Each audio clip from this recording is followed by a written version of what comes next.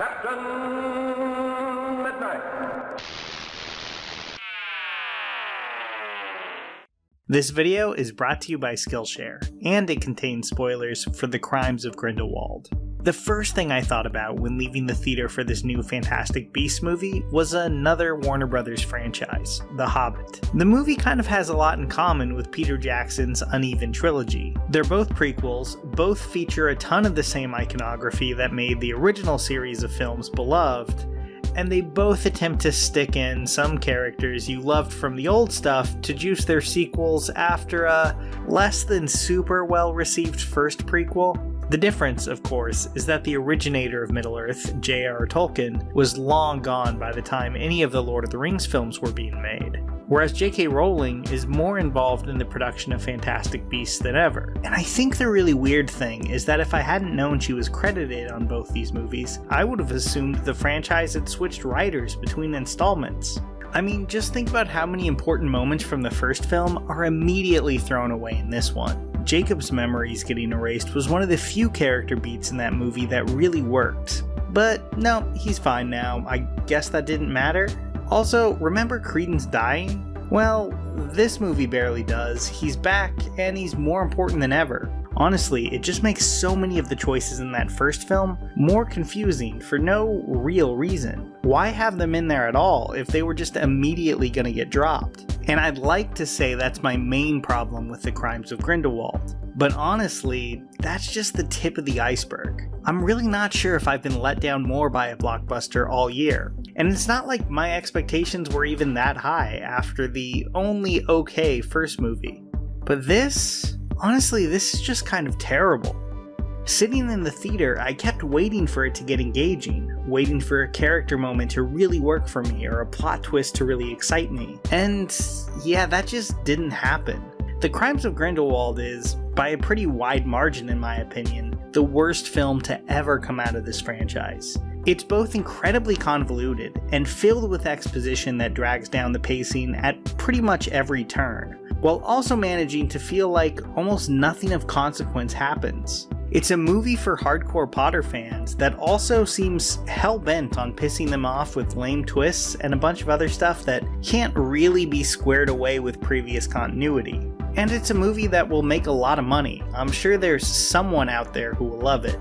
But to me, this really feels like a movie for no one. Too sloppy for the hardcore fans, too confusing for casual fans, and too boring and poorly written for anyone who just wanted to see a fun fantasy adventure film. It's Harry Potter with the soul sucked out. Behind the walls of Hogwarts School, there are wizards, witches, Petrificus Totalis. There's been a million articles already about the twist ending and Dumbledore and all the lore stuff, but I kind of want to talk about something else, the characters. So let's get into that. I thought this cast, as filled with solid actors as it was kind of underwhelming in the first movie. But there was some room for growth. I figured that once we got more of Newt's backstory, gave Catherine Watterson more to do as Tina, made Queenie more than a one-dimensional joke, things could really turn around. But it turns out I was wrong. Really, really wrong. If anything, I think these characters are less interesting now. Let's take a look at Jacob and Queenie as an example. All the stuff about him being a World War I vet and owning a bakery, yeah, all of that is gone. He's completely and totally reduced to being there as Queenie's love interest and to say a few one-liners. And Queenie is even worse. She was never a great character in the first movie and was mostly used as a punchline, but here she joins up with the evil wizard fascist because her relationship is on the rocks? Like, really?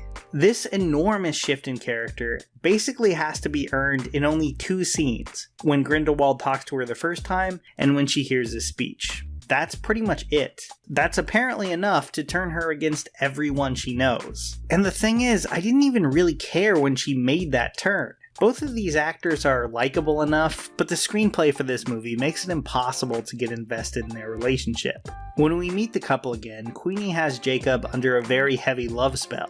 It's meant for comedy, but after Newt removes the spell, we're immediately tossed into this scene where they're arguing and we're supposed to take them seriously as a couple. And I'm sorry, Queenie basically just roofied this guy and dragged him to a different continent against his will. That's really creepy and weird and should be a huge issue for him. Much bigger than him calling her crazy once, which, let's be honest, is pretty justifiable here. Messing with someone's mind to make them more compliant and affectionate towards you is more than crazy, it's really deeply gross. And I understand that they just wanted to use this as light slapstick comedy, but they can't then turn around 5 minutes later and expect me to be seriously invested in them being together. Because the movie just opened a whole can of worms with their relationship that it has no interest in actually examining or really taking seriously at all. So as an audience member, why should I?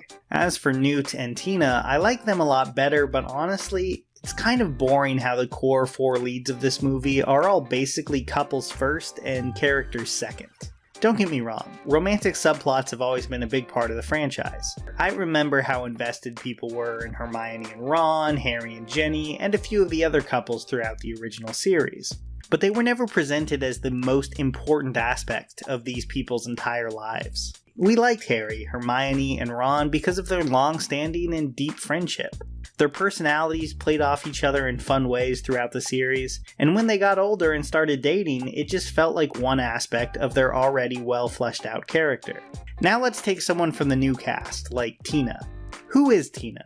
Well, Wikipedia describes her as grounded and down to earth, which, not exactly an electrifying character description there, but sure, it works.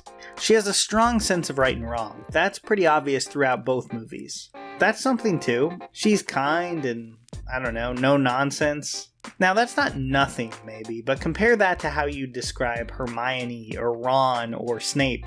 Or honestly, even a very secondary character like Neville Longbottom. There's just no comparison. Those characters had a very defined sense of personality. We didn't just know about their goals, but we knew their points of views, and their insecurities too. Tina, on the other hand, feels like the third lead of a bland network cop show with a boring romance subplot grafted onto it. And that's really too bad. But don't think I've forgotten about Newt. I mean, surely Newt, our lead, has interesting character traits to spare. And more than the rest of the cast, sure. We get a much better sense of who Newt is, what he loves, what he hates. But I'm gonna be honest, I just don't like this character. If you took Matt Smith's Doctor from Doctor Who, put him on sedatives, and took away half of what makes that character interesting, you'd have Newt Scamander. He's quirky, but not charming. Smart, but never in a way that comes off as particularly clever or engaging. I mean, mileage may vary. Maybe you love this guy. I'm just not a fan. Hi, I'm Daniel Radcliffe. Join me and my friends Emma Watson and Rupert Grint for the network premiere of Harry Potter and the Sorcerer's Stone, the movie that was the beginning of our journey. As for Johnny Depp as Grindelwald, I mean, whatever, he's fine, but he's not especially notable in the role. His big speech, which I'm assuming is supposed to be like this big defining moment in the Harry Potter timeline, is just not that interesting. Honestly, and I'm not going to dwell on this, but I thought it was kind of weird and unnecessary to invoke the very literal, non-metaphorical Holocaust and Hiroshima imagery in your Harry Potter prequel. But yeah, even leaving that aside, there just wasn't much there. His most interesting relationship seemed to be with Dumbledore, but they don't share much of any screen time together. And his relationship to his minion flunkies just seemed like really standard bad guy material. Side note, I guess Neville Longbottom just killed this lady in the last Harry Potter movie? Sure. Anyway, I guess the real crime of Grindelwald is just being painfully uninteresting. Jude Law's Dumbledore was okay, I guess. I mean, he didn't really seem like he made any effort to act or dress anything like the previous two guys in the role, but that's mostly fine, I think, since Dumbledore in the movies never quite lived up to the book's version. There's just not enough of him though, and what we do have left a lot of people scratching their heads about the timeline of this series. And that final twist in the movie is just kind of there. But finally, I want to talk about something that's more simple than any of that. Wonder. You know what's wondrous and really grabs kids' imagination? Riding to a magic school in a flying car with your best friend. You know what's not so wondrous? Having long, bureaucratic arguments about wizard law in suits and boardrooms. Now, does this mean that no fantasy story should involve stuff like that? Of course not, but that's never really where the strength of those books was. Those characters, watching them get older and go on adventures that kind of grew up with them, that's what made the Potter books so popular, and there's just not much here to replace it. Then there's the name, the Wizarding World. All the marketing for these movies keeps insisting on it. I don't know about you, but I don't know anyone who calls like The Order of the Phoenix or Prisoner of Azkaban their favorite Wizarding World book. Of course not, they're Harry Potter stories. And bringing back the same director, composer, and even writer can only do so much to overcome the core fault of the Fantastic Beasts. At the end of the day, all we're left with is something that looks like Potter, sounds like Potter, and occasionally even talks like Potter, but it's just kind of empty. It's always sad to see a bad franchise movie like this, but in a weird way it can kind of be inspiring too. You can maybe even look at it and say, I can write something better than that, and I don't even need the fancy effects. If that's the case, I highly recommend micro-budget filmmaking, screenwriting, a class taught by micro-budget expert and award-winning filmmaker Dustin Curtis Murphy, and you can find it on Skillshare. It's a screenwriting class, but it's not just any screenwriting class. It's specifically there to show you how to write within your budget. So if you've been sitting on a great low-budget movie idea, this is really the perfect class for you. And that's just the beginning of what Skillshare has to offer. Skillshare is an online learning community with over 20,000 classes in writing, directing, technology, and way more. Premium membership gives you unlimited access to high-quality classes on must-know topics, so you can improve your skills, unlock new opportunities, and do what's meaningful to you. Join the millions of students already learning on Skillshare today with a special offer just for my viewers. Get 2 months of Skillshare for free. To sign up, visit the link in the description or pinned comment and get 2 months of unlimited access to over 20,000 classes for absolutely nothing. So click on that link now and start learning whatever you want today. Here's a special tip for the fellas and girls who have not already joined Captain Midnight's new 1940 Flight Patrol. You'd better hurry up and join at once because there's a big adventure ahead. The thing to do now is to get started because we're going to have not only barrels of fun, but loads of free gifts and prizes too.